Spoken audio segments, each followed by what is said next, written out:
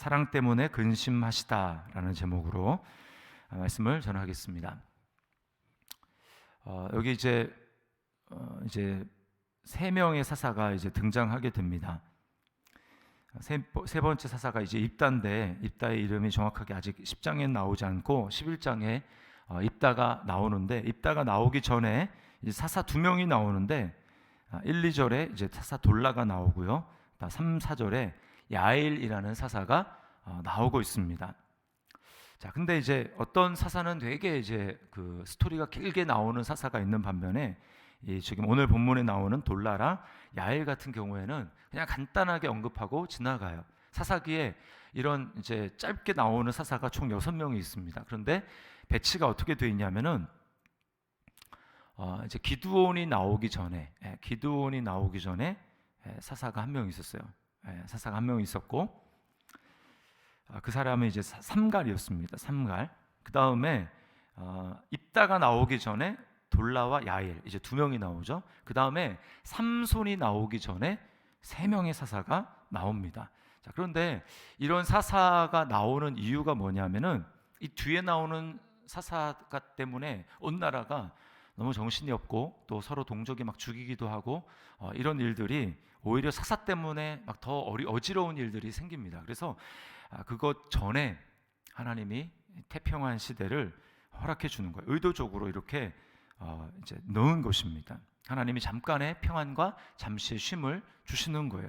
그러다가 이제 다음 나오는 사사가 온전치 않은 사사입니다. 그래가지고 막 서로 동족끼리 죽이는 그런 일들이 일어나는 거예요. 기드온 때도 그랬고, 그 다음에 입다 때도 그러고, 그 다음에 삼손 때에도 마찬가지입니다. 그러니까 갈수록 이 평안의 때를 주시는 것이 첫 번째는 한 명의 작은 사사, 그 다음에 오늘 본문에는 두 명이 나오죠. 그리고 삼손 전에는 세 명의 사사가 그렇게 나옵니다. 그걸 뭘 보여주냐면 이스라엘이 점점 악이 우상 섬기는 정도가 심해진다라는 것을 보여주는 거예요. 그리고 마침내 이제 18장부터만 가요. 그때 보면은 완전히 이제 타락해서 완전 어떻게 하나님을 믿는 백성들에게 이런 일이 일어날 수 있는가라고 하는 것까지 나아가는 것을 보여줍니다. 타락이 점점 심해지는 겁니다. 오늘 본문도 이제 보시면 이전과 좀 다른 모습을 보게 됩니다. 6절에 보면은 신들의 이름을 이렇게 나열하는데 엄청나게 많은 신들이 등장해요. 그렇죠? 바알부터 시작해가지고 블레셋 사람들의 신들까지 나오는데 세어 보면 7입니다. 7. 성경에서 7은 완전한 수를 얘기를 하죠. 그러니까 이들이 있을 수 있는 모든 신들을 다 섬겼다라는 것을 말해주는 거예요. 완전한 우상 숭배에 빠져 있다라는 것을 보여주는 것입니다. 자, 그래서 하나님이 어떻게 하십니까? 지금 블레셋과 7절에 보면 블레셋 사람들의 손과 암몬 자손의 손에 그들을 파셨다 이렇게 이야기를 합니다. 블레셋은 아직 완전히 등장하지 않고 이름만 등장하고 실제적으로는 이 암몬 자손 요단강 건너서 동쪽에 있는 암몬 자손들을 통해서 하나님이 이제 괴롭힘을 당하게 하세요. 자, 그런데 이들이 요단강 동쪽에 있는 이스라엘 지파들 두 지파 반이라고 얘기하죠. 그 지파들만 괴롭히는 것이 아니라 강을 건너와서 강 서쪽에 있는 지파들까지 괴롭게 합니다. 괴롭게 해요. 그래서 자, 이제 8절과 9절 보면은 9절에 보면 특별히 암몬 자손이 또 요단을 건너서 유다와 베냐민과 에브라임 족속과 싸움으로 이스라엘 권고가 심하였더라. 너무너무나 이제 심해진 것입니다. 자, 그러자 또 똑같은 패턴이 나오는데 이전과 좀 달라졌어요. 이스라엘 백성들이 구체적으로 자신들의 죄를 고백하고 있습니다. 10절에 보면 이스라엘 자손이 여호와께 부르짖어 이르되 우리가 우리 하나님을 버리고 바알들을 섬김으로 주께 범죄하였나이다. 이전까지는 그냥 그들이 당한 어려움 때문에 권고 때문에 부르짖었다 이렇게 나오는데 이제 여기서는 구체적으로 우리가 바알을 섬김으로 범죄하였습니다. 이렇게 그들이 죄를 고백하고 있습니다. 자, 그런데 이렇게 고백하면 하나님이 바로 이제 마음을 돌이키실 것 같은데 그러지 않아요. 하나님이 11절부터 14절까지 하나님이 얼마나 마음이 상하셨는지에 대해서 이야기를 하십니다. 11절 끝에 보면 그들에게서 사람에게서 너희를 구원하지 아니하였느냐. 또 12절에도 너희가 내게 부르짖음으로 내가 너희를 그들의 손에서 구원하였거늘. 시마다 때마다 하나님이 어려움이 있을 때마다 하나님이 내가 너희를 그들의 손에서 건져내고 내가 너희를 구원하지 아니하였느냐 이렇게 이야기를 하죠. 그런데 이스라엘 백성들이 어떻게 합니까? 너희가 나를 버리고 다른 신들을 섬기니 그러므로 내가 다시는 너희를 구원하지 아니하리라. 그리고 14절에 너희가 택한 신들에게 부르짖어 너희의 환난 때에 그들이 너희를 구원하게 하라.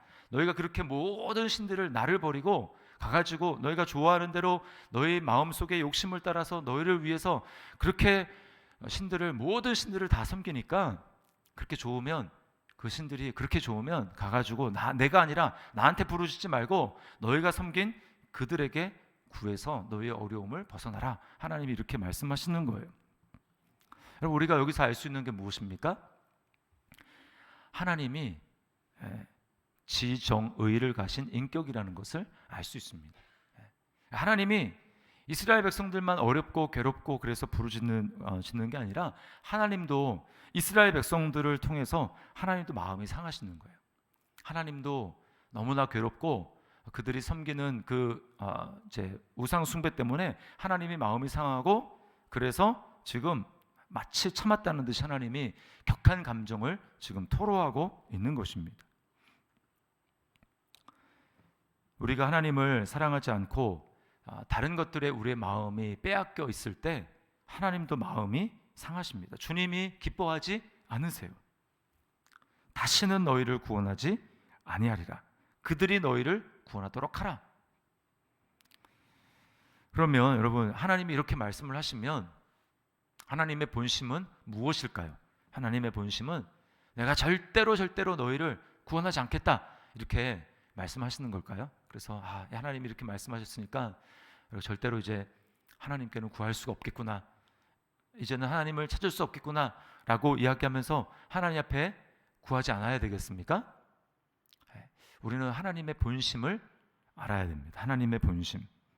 하나님은 이렇게라도 속상함을 표현하시는 것은 무슨 뜻이냐면은 아직도 내가 너희를 포기하지 않았다. 아직도 내가 너희를 사랑하고 있다. 너희는 내 본심을 좀 읽었으면 좋겠다라고 하는 이 하나님의 마음입니다. 여기서 하나님이 내가 다시는 너희를 구원하지 아니하리라. 여기에서 진짜 그 하나님의 말씀이 진짜인 줄 알고 진짜 하나님을 구하지 않으면 진짜 청개구리가 되는 거예요. 청개구리. 들어야 될 때 안 듣고 안 들어야 될 때 듣는 이 청개구리가 되는 것입니다. 하나님은 그게 아니에요. 그 속상한 마음을 너희가 본심을 알고 너희가 내게 더 가까이 나오고 너희가 정말 돌이키기를 바란다라고 하는 하나님의 본심이죠. 자, 이스라엘 백성들이 조금 알아들은 것 같습니다. 조금. 그래서 어떻게 하냐면 15절에 이스라엘 자손이 여호와께 여쭈되 우리가 범죄하였사오니 주께서 보시기에 좋은 대로 우리에게 행하시려니와 오직 주께 구하옵나니 오늘 우리를 건져내옵소서 하고. 그리고 여기서만 끝나는 게 아니고요. 자, 16절에 자기 가운데에서 이방 신들을 제하여 버리고 여호와를 섬기매. 자, 그들 가운데 이제 조금 회개의 모습을 갖추고 이전과는 다른 모습을 보여줍니다. 그래서 어떻게 합니까? 하나님이 여호와께서 이스라엘의 곤고로 말미암아 마음에 근심하시니라. 하나님이 마음에 근심하는 거예요. 이게 바로 정말 끊어냈다면, 정말 하나님이 하시는 말씀처럼 내가 다시는 너희를 구원하지 아니하리라 라고 정말 하나님이 이 말씀대로 진짜 행하신다면 마음에 근심할 일도 없습니다. 근심하지 않고 그냥 하나님이 그들을 모른 채 하시고 냉담하게 그렇게 하실 수 있는데 하나님은 어때요? 지금 마음에 근심하시니라. 이거 자체가 뭘 보여줍니까? 우리 하나님의 자비와 긍휼, 그것을 보여주는 것이죠. 여기에 바로 우리에게 소망이 있는 것입니다. 사실 우리나 이스라엘 백성들이나 이 본성 자체는 똑같지 않습니까? 우리도 자주자주 하나님을 하나님께 마음을 두지 않고 다른 곳으로 마음이 향하게 되는 그런 때가 참 많습니다. 저만 봐도 그렇죠. 근데도 불구하고 우리가 하나님 앞에 나아갈 수 있는 그 이유가 뭐냐면 예레미야가 3장 22절 23절에 이렇게 말씀하세요. 여호와의 인자와 긍휼이 무궁하심으로 우리가 진멸되지 아니함이니이다. 이것들이 아침마다 새로우니 주의 성실하심이 크시도소이다. 오늘도 이 새로운 날을 하나님이 우리에게 맞게 하셨는데 이 새로운 날에 하나님이 우리에게 베푸실 은혜와 그 긍휼은 어제랑은 또 다른 새로운 은혜를 하나님이 우리에게 부어주시는 것입니다. 내가 어제 어떻게 넘어지고 어제 어떻게 주님의 마음을 아프게 했다 할지라도 오늘 하나님께서 우리에게 이 아침에 베풀어 주시는 은혜가 무궁하고 그것이 새롭기 때문에 우리가 그것을 바라볼 때 우리에게 소망이 되고 그것이 하나님 앞에 나아갈 수 있는 비결이 되는 거예요. 우리 하나님의 본심이 바로 그러한 것입니다. 이 주님의 인자와 긍휼이 무궁하시고 진멸되지 아니하심의 그 가장 결정체가 무엇입니까? 결국은 하나님이 우리를 위해서 자기 아들을 내어주시는, 하나님이 세상을 이처럼 사랑하사 독생자를 주셨으니 우리를 위해서 자기 아들을 십자가에 달려 죽게 하시고 그것을 통해서 우리가 깨닫게 하시는 것입니다. 내가 이만큼 너희를 사랑한다라고 말씀하는 것이죠. 우리가 이스라엘 백성들과 다른 점은 무엇입니까? 우리는 이제 십자가에 달리신 예수님을 통해서 죄 용서만 받은 것이 아니라 우리는 성령을 받은 사람이에요. 예수님의 영을 받았다라는 것은 예수님의 마음을 받은 사람이라는 것입니다. 그래서 우리가 성령께서 우리 안에 들어오셔서 하시는 일은 무엇입니까? 우리에게 죄에 대해서, 의에 대해서 우리를 책망하시고 꾸짖으시고 우리에게 교훈하시는 거예요. 우리에게. 그리고 다시금 우리로 하여금 눈을 들어서 예수님을 바라보게 하시는 것입니다. 그게 성령님의 역사예요. 그래서 예수 그리스도께서 하신 모든 말씀을 기억나게 하시고 생각나게 하시고 맞아, 그 예수님이 나를 그렇게 사랑하시지, 하나님이 나를 그렇게 사랑하시지, 오늘도 그 변함없는 사랑으로 나를 붙들고 계시지, 내 안에서 역사하고 계시지 라고 하는 그 사랑을 다시 한번 기억나게 하고 생각나게 하시는 것, 그것이 바로 성령님의 역사인 것입니다. 우리와 이스라엘 백성들이 다른 점은 바로 그거예요. 그래서 우리는 계속해서 아까운 대로 빠지고 하나님의 마음을 계속해서 아프게 하고 하는 것이 아니라 우리는 오늘도 우리를 진리 가운데 인도하시는, 모든 진리 가운데 인도하시는 성령님의 역사로 말미암아 다시금 돌이킬 수 있는 은혜가 우리에게 있는 것입니다. 오늘 이 말씀을 기억하면서 우리 하나님의 본심, 사랑 때문에 근심하시는 우리 하나님의 본심을 기억하면서 우리를 위해서 베풀어 주신 그 놀라운 주님의 사랑, 그 사랑 가운데 더 주님 앞에 나아가는, 주님 앞에 더 나아가고 주님 앞에 더 구하는 저와 여러분의 삶이 될 수 있기를 주님의 이름으로 축원합니다. 기도하겠습니다. 하나님 아버지 감사합니다. 여호와의 인자와 긍휼이 무궁하심으로 우리가 진멸되지 아니하는 줄 믿습니다.